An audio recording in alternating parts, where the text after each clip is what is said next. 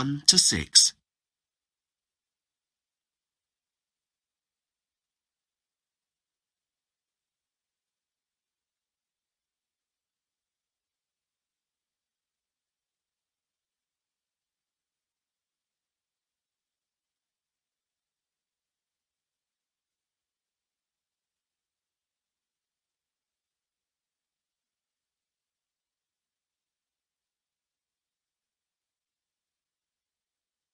You will see that there is an example that has been done for you. On this occasion only, the conversation relating to this will be played first. Hi, is that the cycling club? That's right. How can I help you? I'm Beth. I've just moved to the village and have been thinking about getting involved with a cycling group. Hi, Beth. I'm James, and I'm the club secretary. We're always keen to welcome new members. The man says that he is the club secretary, so secretary has been written in the space. Now we shall begin. You should answer the questions as you listen, because you will not hear the recording a second time. Listen carefully and answer questions 1 to 6. Hi, is that the cycling club? That's right. How can I help you? I'm Beth. I've just moved to the village and have been thinking about getting involved with a cycling group. Hi, Beth. I'm James, and I'm the club secretary. We're always keen to welcome new members. Have you got much cycling experience? Not really. Does that matter? Not at all. There are lots of cycling opportunities here. For example, some of our members take part in competitions throughout the year, if you're interested in that. Otherwise, we meet each weekend and just go cycling. We take a different route each time, ranging from easy to challenging, so there's something for everyone. Sounds fun. It is. Is there a joining fee? And what's included if there is? There's an annual membership. It isn't much, but it covers things like our newsletter, which we email to members every few weeks, informing them of what's going on. We also have regular meetings here at the community centre. There's a small extra fee for that to cover refreshments, as well as any guest speakers who come along to talk to us about diet, avoiding injury, that kind of thing. Great idea. Helpful for me to know about that kind of thing as an inexperienced cyclist. Oh, and if you do join, we're giving all new members a free repair kit. We used to give a free water bottle for people's bikes, but most bikes come with those now, so... Oh, that's useful. Now, do you meet at the community centre before you go on rides? No, we meet outside the post office in Dudley. Oh, I haven't heard of that. How do you spell it? It's the next village. It's Dougley.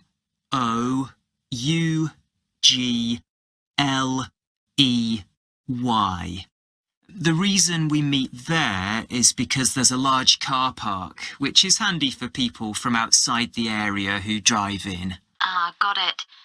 And what would I need to bring if I went on any of the weekend rides? Do you have proper cycling gear? There's a great local cycling shop which has some great offers on for our members at the moment. Long-sleeved t-shirts are very popular in this cold weather. And I bet you've never tried warmers for your knees before, have you? And do you have a pair of cycling gloves? You'd be amazed by how much the right clothing makes a difference to your comfort and abilities. I'm sure. Well, the shop will sort you out with what you need. Anything else you'd like to know? Yes, I have 2 kids. I'm not sure whether or not they'd be interested in joining the club, but they don't have their own bikes yet. Is it possible to hire them here? Absolutely. We do everything we can to encourage people of all ages to take up cycling. You can pay monthly, which works out cheaper, or each time you attend a weekly excursion. It depends how often you think you'll be joining us on rides, really. Before you hear the rest of the conversation, you have some time to look at questions 7 to 10.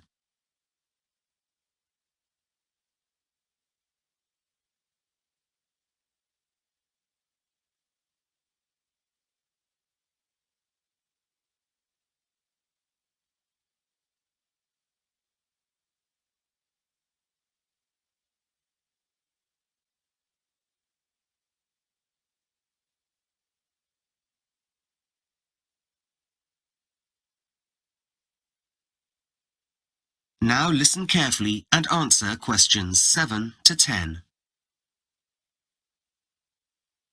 I assume the rides you do are local? Most of them, yes.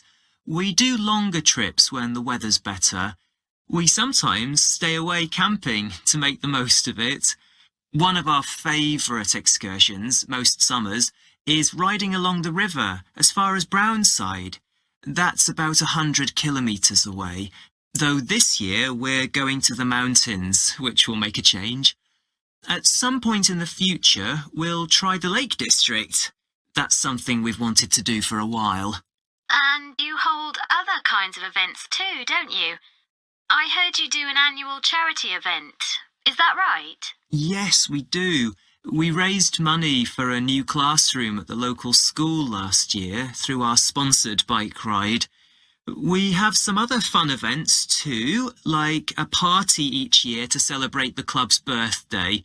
Members are welcome to bring their friends and family along to that. Brilliant. Well, I think that's about everything. Oh, do you have the telephone number for the cycling shop you mentioned? Yes, just a second. Here we are. It's 221337. Great. Oh, one more thing. It was my neighbour who told me about the club and suggested I contact you.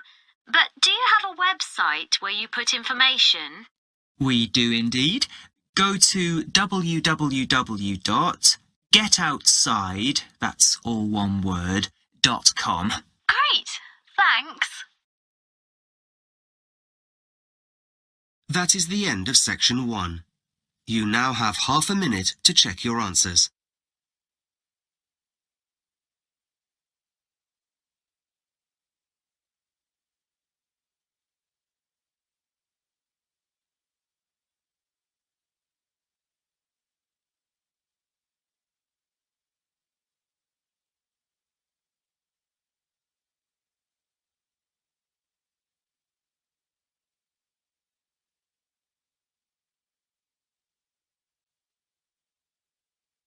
Section 1 is now complete.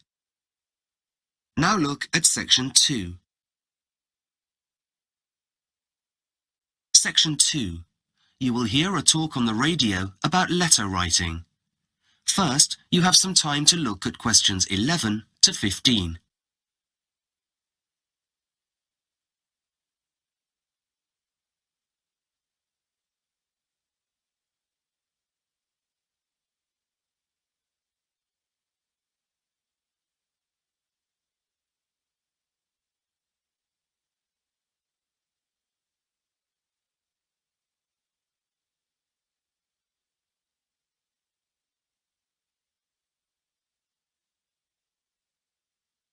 Now listen carefully and answer questions 11 to 15.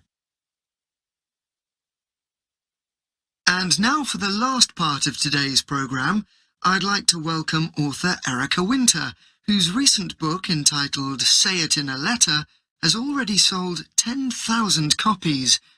Over to you, Erica. Thanks, Mark. In today's world, it's easy to think that letters are a thing of the past. We rarely write them, and when we do, it's usually to a bank or an organisation of some kind. We no longer tend to write letters to our friends. Yet this is something I think we will come to regret. It's what I call the lost art of letter writing. For one thing, letters used to consist of more than writing. Looking through some of my mother's old letters to me recently, I came across several that also had drawings in them. This wasn't uncommon in the past. Photos took much longer to print than they do now, and so people often drew something to show what they meant. In fact, my mother still does this, not only in her letters, but also sometimes on the envelopes. Another important thing about letters is that they represent one side of a conversation. And before the time of emails, these conversations could centre on people's deepest secrets. As a child, letters would come through our door each morning from relatives and friends. As we got older, they became more personal. This made the letters important. It made you want to keep them. The ones I treasure I still have. They're tied up with ribbon and safely stored in a shoebox in my attic. I get them out from time to time and read them, and it's amazing because they remind me of how I felt all those years ago, what I was doing, who I was meeting, what I was looking forward to. And this is another thing about letters. They recreate the past rather like a diary. Yet they are more than that because they invite a response. Emails will never tell us about the past in anything like the same way unless we print them off and keep them. But who has time for that? Before you hear the rest of the talk, you have some time to look at questions 16 to 20.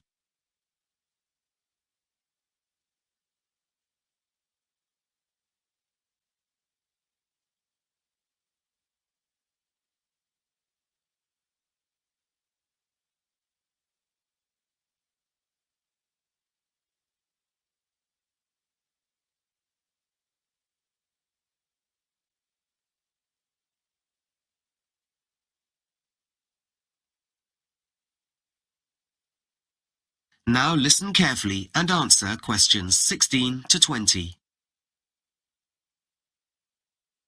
So, if you want to give letter writing a try, and in the years ahead you may be very glad that you did, here are a few important tips. First, using a pen and paper is very different from using a keyboard and a screen. We can't easily change what we write with a pen, and so letters show much more of the thought process of the writer. And to get those thought processes going, you really need to make sure that the room you write in is a quiet one. And this means removing all mobiles, computers, tablets, and other distractions.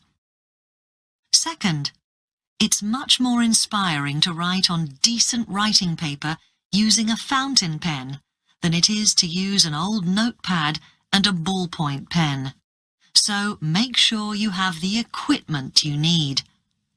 It shows that you've taken the trouble to present your letter in the best possible way. Also, your letter will stand the test of time. Cheap paper quickly falls apart.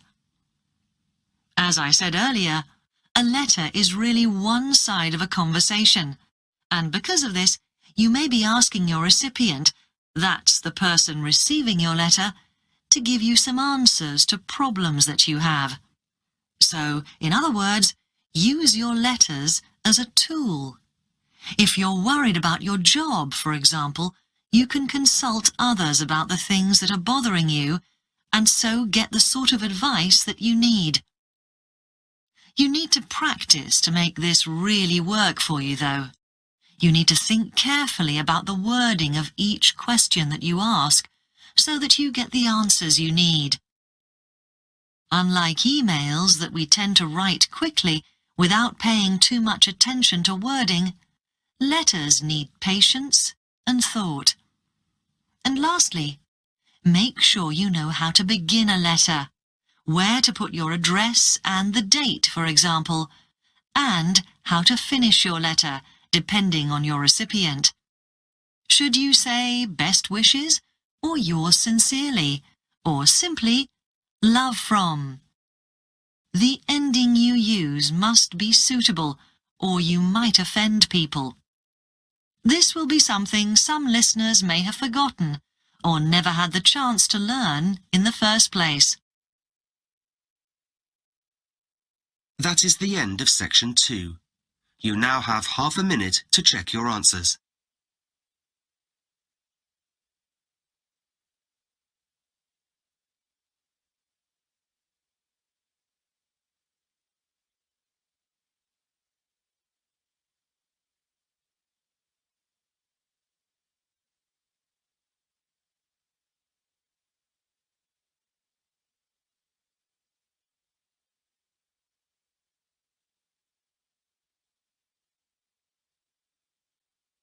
Section 2 is now complete.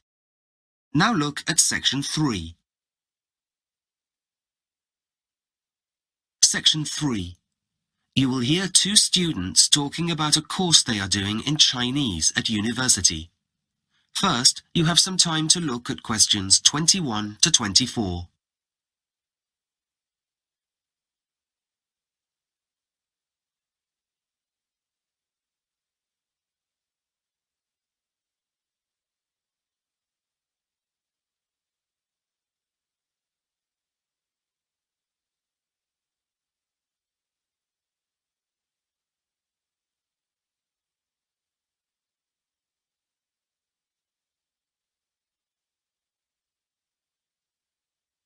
Now listen carefully and answer questions 21 to 24. I'm really enjoying our Chinese language course so far, aren't you? Yeah, I definitely made the right choice coming to this university. The teaching's so good, isn't it? I love the methods our tutors use. They really get the most out of us. I never thought I'd learn so much so quickly. Goes to show what a difference it makes being taught by native speakers. If I'd known about that in advance, it would have confirmed my choice absolutely. It's an aspect of the course which is really useful. It's cool having lots of options to choose from too, as far as topics to study is concerned, though that wasn't something I really considered in much detail when I was deciding where to study. I know what you mean. I have to say I'm finding the culture course absolutely fascinating. I'm glad that's on the timetable. By the way, how are you finding living away from home in a big city? Well, it was a bit of a nightmare at first, having grown up in a sleepy village in the middle of nowhere. I do miss the peace and quiet sometimes, but I wouldn't have it any other way. I had to try something new. That's why I'm here too. There's no way I could live in the country. I'd be bored out of my mind. Do you think you'll spend the third year studying abroad? We have the choice whether or not to go, don't we? Why else would I have registered here? It's an unmissable opportunity, wouldn't you say? I'm with you there. It isn't as expensive to do as some of the study abroad programs at other universities. Thankfully. Anyway, have you seen the list of study groups for next semester yet? We're allowed to join 2. I'm having trouble deciding which ones to join, actually. I'd like to do them all, though I know we won't have time, what with our regular lectures and everything. Well, there's the grammar study group. My grammar could definitely do with a bit of polishing, though I have to confess I'm probably likely to give that a miss. I've come to the same conclusion. The writing skills group would definitely be useful, especially if we end up working in China at some point. I'd rather get my speaking skills up to scratch. You can never do enough practice there, so that's something I'm going to sign up for. I'll go with that. What about literature analysis? Fancy that? Getting to grips with Chinese literature sounds like a real challenge. And one I'll attempt at some later date, I think. I was thinking about putting my name down for it, though, to be honest, I might be better off putting some work into understanding what people are saying to me. So I think I'll go for that group. I know what you mean. That's that decided then. Before you hear the rest of the conversation, you have some time to look at questions 25 to 30.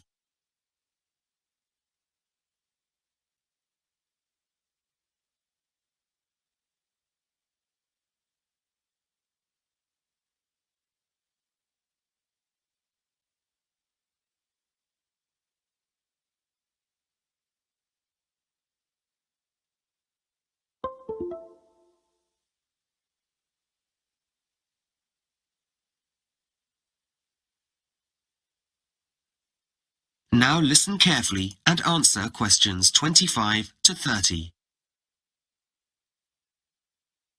How have you been finding the free online resources we've been given access to? I found 1 or 2 of them useful, but some of them aren't as exciting as I'd expected them to be. Right. I tried the chat room the other day for the first time. You know, where you can make contact with real Chinese speakers and practice your language skills. I was chatting to a really helpful user called May. The connection was pretty poor though, and I gave up in the end. I don't know whether it's always like that. I had a similar experience, waiting ages for replies to come through. And what about the translation software? I've never been a great fan of it, but that stuff is really high-tech, isn't it? It's got all sorts of functions, though maybe at the expense of getting a precise interpretation of what you're trying to say. You don't have to wait as long as you do for some translation software to do its stuff, but I think what you said is a universal problem with that kind of thing. Better to use our heads. What do you think of the vocabulary builder? You know what? There's tons of useful and functional stuff to practice on there. I spotted several errors, though, if you can believe that. I noticed that too. Maybe we should raise that with our tutors. Let them know it's lacking in quality. We need top-rate stuff at our level. The dictionary's not bad, but I've seen ones that have some interesting extras like activity sections. Shame it doesn't have any of those. I know. They can be slow to use, though. The language lab's pretty lazy, isn't it? I've only used it a couple of times, but I'd agree. There seem to be plenty of delays when it's setting up, though you can do some interesting things on it once you've got it running. Then there's the writing checker, the thing you type into and it tells you what typing errors you've made. I got a bit bored doing the same thing after a while, though. It's a bit limited in what it can do. I think I'd rather have my tutor's feedback. It would be better if it was a bit more interactive, though how that would work I'm not sure. Anyway, at least we've got access to the resources. They're better than nothing, even if they're not perfect. Right, shall we look at this next piece? That is the end of section 3. You now have half a minute to check your answers.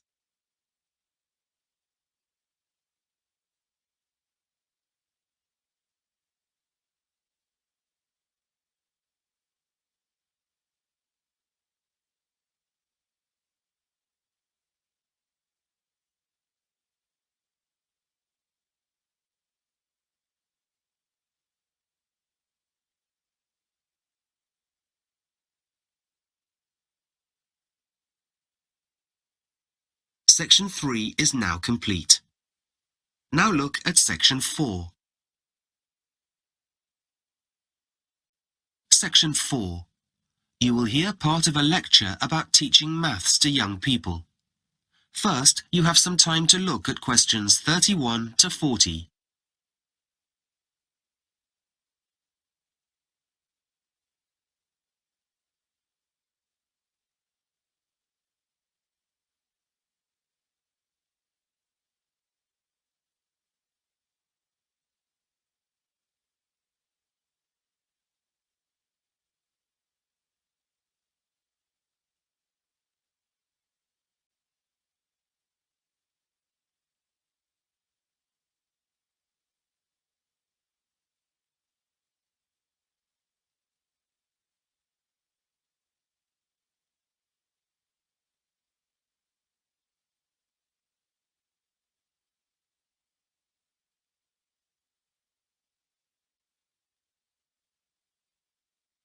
Now listen carefully and answer questions 31 to 40.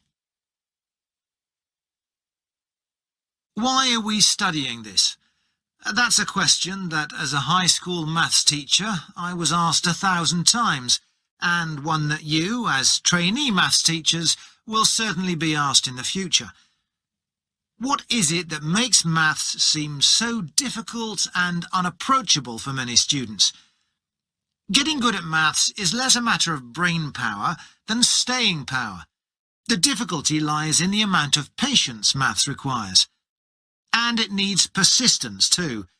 It's not a subject that comes automatically or intuitively to many students. Another question I used to be asked was, how am I going to use this in my life? And this is the crux of the matter. Unless students can really get to grips with the relevance of maths to their everyday lives, it makes teaching the subject a very tough task indeed, especially when they know that in this world of instant gratification, they can find answers to virtually any problem by doing a quick internet search. So, what can we, as teachers, do to make maths more accessible and interesting to our students? Well, for a start, we need to help them see how maths is needed in their daily interactions. Whether it's following a recipe or deciding how much paint you need for your kitchen walls, we need to help students see that it's maths that's at work in achieving these goals. It's easy to see why simply forcing students to employ methods of memorization or reciting formulas leads to a teacher's failure to inspire in the maths classroom. Maths is a universal language. Anywhere you go, you can interact with people in all walks of life, and they'll understand you if you speak maths. The language of numbers can help anyone perform daily tasks and make essential decisions. For thousands of years, the same principles of maths have been practiced by mankind around the globe.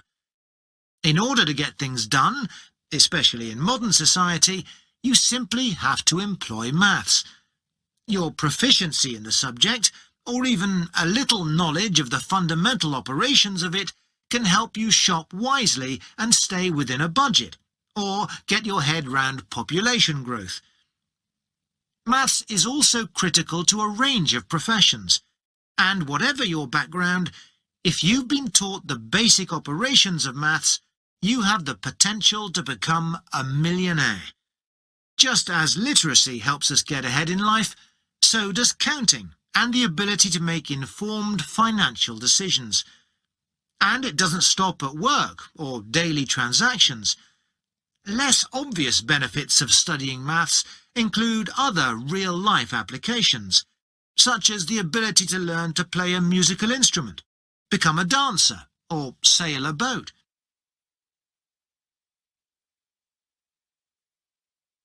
So, what is it that we need to be teaching? Yes, it's difficult to see how some mathematical concepts translate to the world outside education. Perhaps you'll never use a particular formula in your job, but by learning the process, you'll have trained your brain to solve problems whilst reinforcing the basics of maths. There are, however, formulas which are more transparently useful. Things like an ability to properly assess risk or statistics. Things which even students should be able to see will equip them for the world beyond education.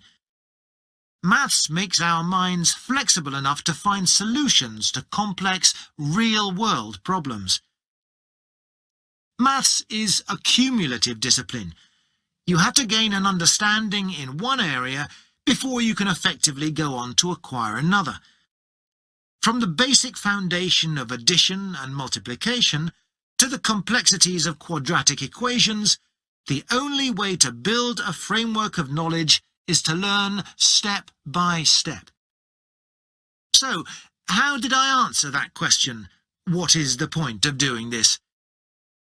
Until I got my students thinking about how they use maths to download music from the internet and hand over their cash for popcorn at the cinema, nothing I said made any difference. So I asked them to imagine a life with no maths. That would mean no means of marking time with calendars or watches, no money or concepts like measurement.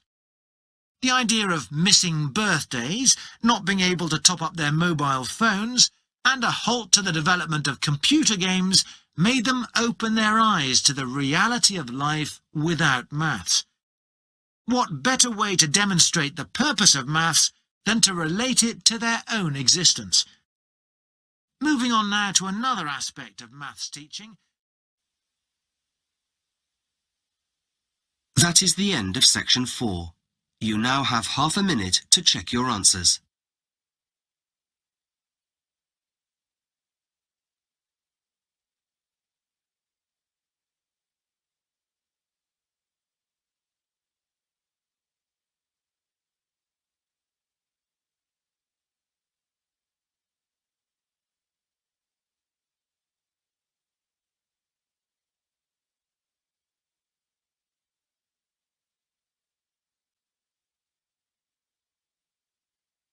Section 4 is now complete.